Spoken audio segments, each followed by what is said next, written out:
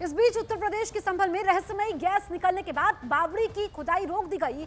वहां पिछले दिनों 12 दिनों से खुदाई हो रही थी, लेकिन दूसरी मंजिल में काम कर रहे मजदूरों ने अचानक धुआं उठने और सांस लेने में दिक्कत होने की शिकायत कर दी और मजदूरों की शिकायत के बाद खुदाई का काम रोक दिया गया। बावड़ी के अंदर जमीन में दबे कुएं में जहरीली गैस बनने की आशंका जताई गई। लेबर ने जो है धुआं बताया था, मतलब इसकी जो है धुआं जो है निकल रहा है, इसी वजह से कार्य रोक दिया गया। बावड़ी में खुदाई में जुटे मजदूरों की शिकायत मिलने पर वहां एएसआई की टीम पहुंची और सुरक्षा को ध्यान में रखते हुए फौरन काम बंद करा दिया, क्योंकि उन मजदूरों ने सांस लेने में परेशानी होने की बात कही और बुरी तरह घबरा गए। माना जा रहा है कि बावड़ी के अंदर जमा पुराने कूड़े और कचरे की वजह से जहरीली गैस हो सकती है। वहां गैस निकलने की शिकायत मिलने के बाद मजदूरों को सुरक्षा उपकरण देने और गैस की जाँच कराने के आदेश दे दिए गए। ऑक्सीजन की कमी होने के कारण भी स्टाफ काम नहीं कर पा रहा है और इसको प्लानिंग के तहत काम किया जाएगा। बताया गया कि जांच के बाद ही एएसआई की टीम की मौजूदगी में बावड़ी में खुदाई का काम किया जाएगा। इधर उत्तर प्रदेश के महोबा में बीजेपी के जिला पंचायत मेंबर मनोज राजपूत की आंखों से आंसू छलक गए। उन्होंने अपने क्षेत्र में विकास नहीं होने का आरोप लगाया और ये कहते कहते वो रो पड़े। पूरा मामला महोबा के चरखारी ब्लॉक में आने वाले गौरहारी इलाके का है, जहां बीजेपी के जिला पंचायत सदस्य ने विकास नहीं होने का आरोप लगाया और ये कहते कहते वो रो पड़े। मैं अपने क्षेत्र की समस्याओं के प्रति उनके समाधान के लिए आपसे अनुरोध करता हूं। महोबा के चरखारी ब्लॉक में आने वाले गौरहारी क्षेत्र के जिला पंचायत सदस्य मनोज राजपूत के मुताबिक जिला पंचायत अध्यक्ष ने साथ नहीं दिया, इसलिए गौरहारी क्षेत्र विकास की रेस में पीछे रह गया। आपसे मार्मिक अपील है कि आप मेरे क्षेत्र का विकास करवाइए, मेरे किसानों के प्रति संघर्ष में मेरा साथ दीजिए। भरे हुए गले और आंखों में आंसू लिए हुए मनोज राजपूत ने अपने क्षेत्र में बजट आवंटन का मुद्दा भी उठाया। बजट पर्याप्त मात्रा में है, न जाने क्यों मेरे क्षेत्र के विकास के साथ इस वर्ष अन्याय किया जा रहा है। यानी बीजेपी के जिला पंचायत सदस्य ने अपनी ही पार्टी के नेता के खिलाफ मोर्चा खोला।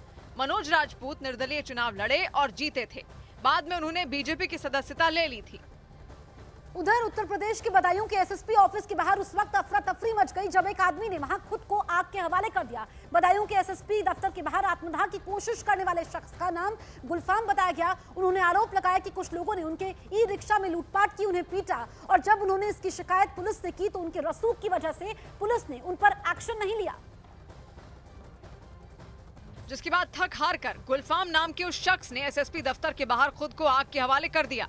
हालांकि पुलिस ने उसकी जान बचा ली, लेकिन डॉक्टरों के मुताबिक उनके शरीर का 70% हिस्सा बुरी तरह झुलस गया और वो इसी हालत में कराहते सुनाई दिए।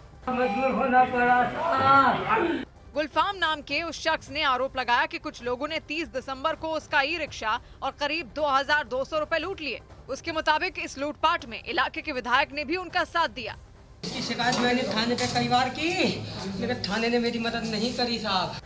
हालांकि पुलिस ने दावा किया कि गुलफाम का उसके ससुराल वालों से पुराना विवाद था। पुलिस के मुताबिक गुलफाम ने अपने ससुराल वालों के घर में घुसकर हंगामा करने की कोशिश भी की थी। उसकी सलहज के द्वारा एक अभियोग पंजीकृत कोतवाली में कराया गया, उसी के तनाव में था। इस आत्मदाह की कोशिश से बदायूं के एसएसपी दफ्तर के बाहर अफरा तफरी मच गई। आत्मदाह की कोशिश करने वाले गुलफाम को पहले अस्पताल पहुंचाया गया, लेकिन उसकी हालत बिगड़ते देख उसे बरेली रेफर कर दिया गया। उधर पश्चिम बंगाल के दक्षिण 24 परगना में टीएमसी के दो गुट आपस में भिड़ गए। उनके बीच वहां जमकर मारपीट हुई। नए साल के पहले दिन टीएमसी ने अपना स्थापना दिवस मनाया। इस मौके पर दक्षिण 24 परगना के भांगड़ में भी एक कार्यक्रम आयोजित किया गया। कार्यक्रम में टीएमसी नेता अराबुल इस्लाम ने यह आयोजित करवाया था, लेकिन रंग में भंग पड़ गया, क्योंकि टीएमसी के स्थापना दिवस के कार्यक्रम में पार्टी के ही दो गुट भिड़ गए। ऐसा माहौल बन गया जैसे जंग छिड़ गई हो। दोनों गुट एक दूसरे पर टूट पड़े, मरने मारने पर उतारू हो गए। इस वजह से पुलिस को लाठी उठानी पड़ी। पत्थर लेकर दौड़ रहे एक लड़के को तो पुलिस ने खींचकर डंडा मारा। इसके बाद उसके हाथ से पत्थर छूटकर दूर जा गिरा।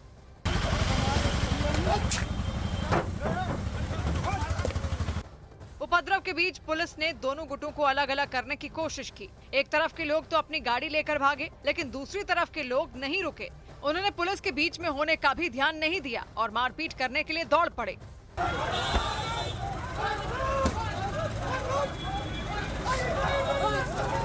दक्षिण 24 परगना के भांगड़ में टीएमसी नेता अराबुल इस्लाम ने कार्यक्रम का आयोजन करवाया।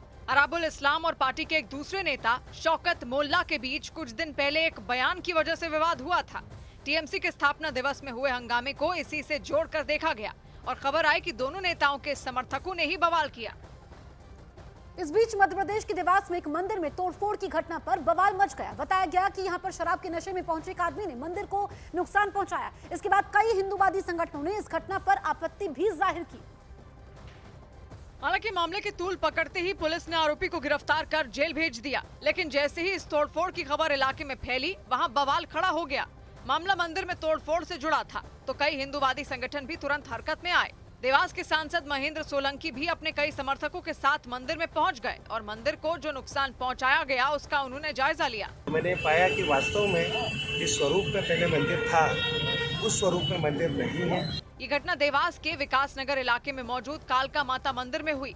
पुलिस के मुताबिक आरोपी ने इतनी शराब पी रखी थी कि उसे होश ही नहीं था और उसी हालत में वो मंदिर पहुंचा जहां उसने तोड़फोड़ की। घटनास्थल के पास ही एक विवाह था जिसमें यह व्यक्ति आया था और जिसने अधिक शराब पी करके शराब के नशे में ये हरकत की थी। आरोपी का नाम राधे श्याम बताया गया। खबरों के मुताबिक उसके खिलाफ पहले से कई मामले थाने में दर्ज हैं। उसे गिरफ्तार करने के बाद पुलिस उससे पूछताछ में भी जुट गई ताकि ये पता चल सके कि कहीं इसके पीछे कोई साजिश तो नहीं थी। और अब बात तालिबान के एक और तालिबानी फरमान की। तालिबानी हुकूमत ने अफगानिस्तान की महिलाओं की आजादी पर एक और शिकंजा कस दिया है। तालिबान सरकार की ओर से जो नई पाबंदी लगाई गई है उसके मुताबिक अब महिलाओं को घर की खिड़कियों से झांकना मना है।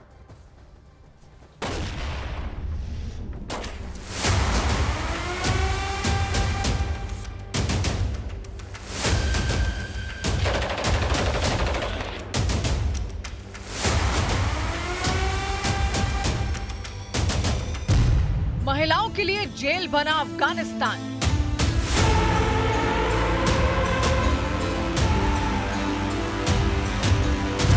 पहले लड़कियों की स्कूली शिक्षा पर रोक,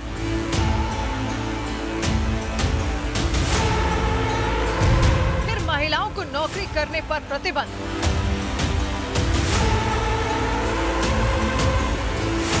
घर से बाहर महिलाओं की आवाज पर पाबंदी।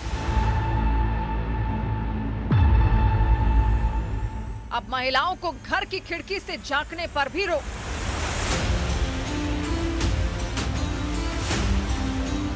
तालिबानी हुकूमत में अफगान महिलाओं की जिंदगी बद से बदतर होती जा रही है।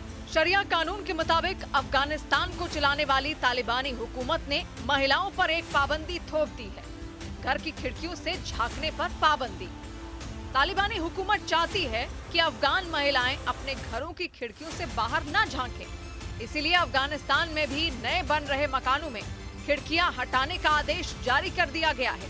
तालिबान के सर्वोच्च नेता ने एक आदेश जारी कर आवासीय भवनों में खिड़कियों के निर्माण पर रोक लगा दी है, जिनसे ऐसी जगहों को देखा जा सके जहां अफगान महिलाएं आमतौर पर काम करती हैं या इकट्ठा होती हैं, जैसे आंगन, रसोई और कुएं। मीडिया रिपोर्ट्स के मुताबिक तालिबान सरकार के प्रवक्ता की ओर से शनिवार देर रात जारी एक बयान के मुताबिक नई इमारतों में ऐसी खिड़कियां नहीं होनी चाहिए जिनसे आंगन, रसोई, पड़ोसी का कुआं या आमतौर पर महिलाओं द्वारा इस्तेमाल की जाने वाली अन्य जगहों को देखा जा सके। सरकार के प्रवक्ता जबीहुल्लाह मुजाहिद की ओर से सोशल मीडिया प्लेटफॉर्म एक्स पर पोस्ट किए गए फरमान के मुताबिक रसोई, आंगन में काम करने वाली महिलाओं या कुओं से पानी भरती महिलाओं को देखना अश्लील कृत्य को जन्म दे सकता है। नगर निगम के अधिकारियों और अन्य संबंधित विभागों को निर्माण स्थलों की निगरानी करने का निर्देश दिया गया है ताकि ये सुनिश्चित किया जा सके कि कोई भी ऐसी खिड़की न बन सके जिससे पड़ोसी का घर दिखता हो।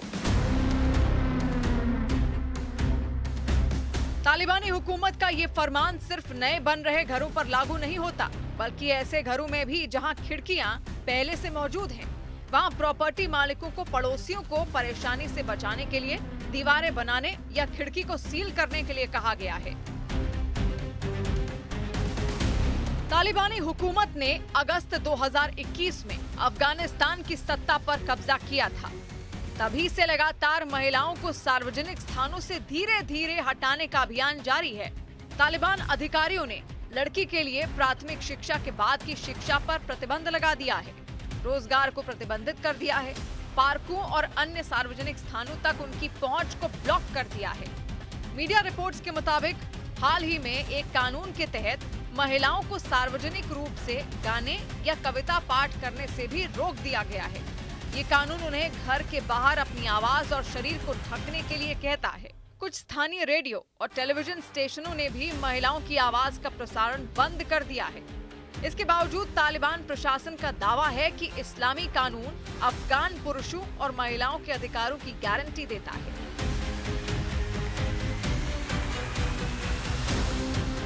तालिबानी हुकूमत ने अब तक अफगान महिलाओं पर कई तरह के प्रतिबंध लगा दिए हैं, जिसमें महिलाओं की नौकरी पर रोक, तेज आवाज में कुरान पढ़ने पर रोक, घर के बाहर महिलाओं को जोर से बोलने पर रोक, सार्वजनिक जगहों पर चेहरा दिखाने पर रोक, महिलाओं को शरीर का कोई भी हिस्सा दिखाने पर रोक, महिलाओं को टाइट कपड़े पहनने पर रोक, गैर मर्दों के सामने बेपर्दा होने पर प्रतिबंध शामिल है। कुल मिलाकर अफगानिस्तान में महिलाओं को बोलने, देखने, पहनने और उठने बैठने तक पर भी प्रतिबंध लगा दी गई है। ऐसे में अब महिलाएं अपने घरों में कैद होकर रह गई हैं। अब घर की चार दीवारी में न सिर्फ महिलाओं की सांसें घुट रही हैं, बल्कि उनकी दुनिया उनके घर की चार दीवार तक सिमट कर रह गई है।